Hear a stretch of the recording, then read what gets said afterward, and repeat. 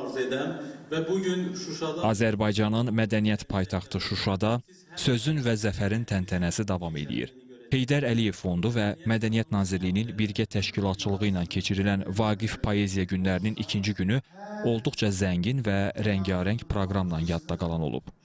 Ağdam Muğam Mərkəzində Türksoyun tərəfdaşlığı ilə Sözün Sabahı, Türk dünyasının gənc şairləri festivalı keçirilib.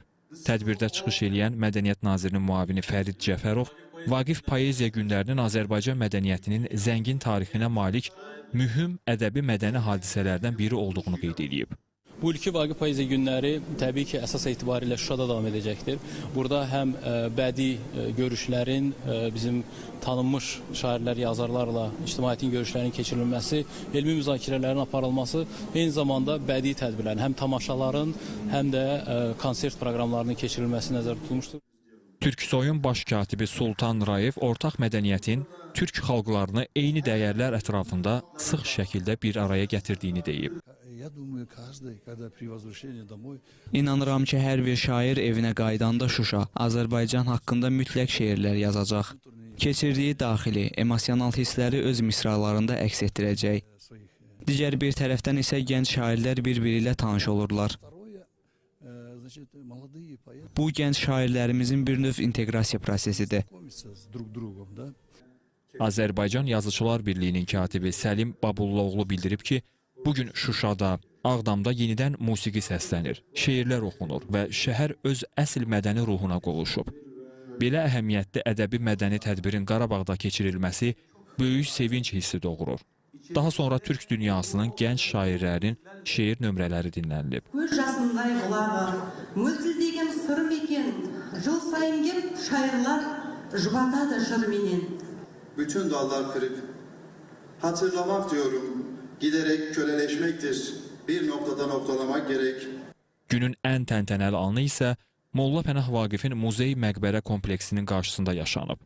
Poeziya günlərinin rəsmi açılış mərasimində Mədəniyyət Naziri Adil Kərimli, Prezidentin Şuşa rayonundakı xüsusi nümayəndəsi Aydın Kərimov, Azərbaycan Yazıçılar Birliyinin nümayəndələri, Türk dünyasından yazıçı və şairlər iştirak ediblər.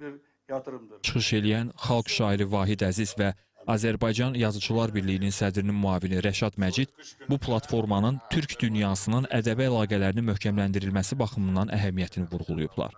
Tədbir çərçivəsində Türksoy ilə əməkdaşlıq çərçivəsində təşkil olunan 2-ci Türk Dünyası Gənc Şairlər Festivalının qalibləri mükafatlandırılıb və Vaqif adına ədəbi mükafat sahiblərinə təqdim olunub.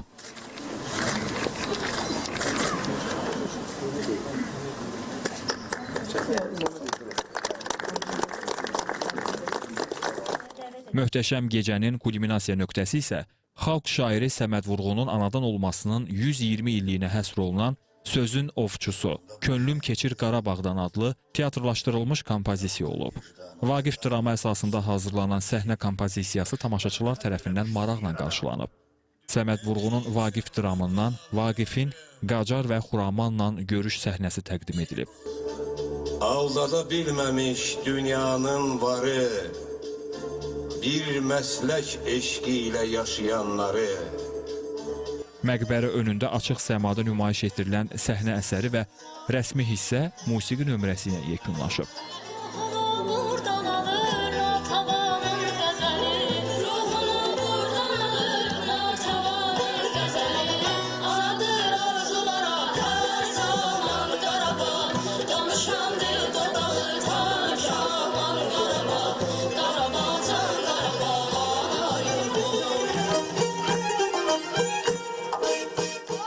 Şuşada və Ağdamda tarix, şeir və musiqinin vəhdətindən yaranan bu mənəviyyat bayramı bir daha sübut edir ki, Qarabağ hər zaman Azərbaycan mədəniyyətinin və dühallarının tükənməz ilham mənbəyidir. Bəli, bu torpaqların hər biri Azərbaycanın ən böyük qürur ünvanı və arzularının gerçəkləşdiyi müqəddəs məkandır.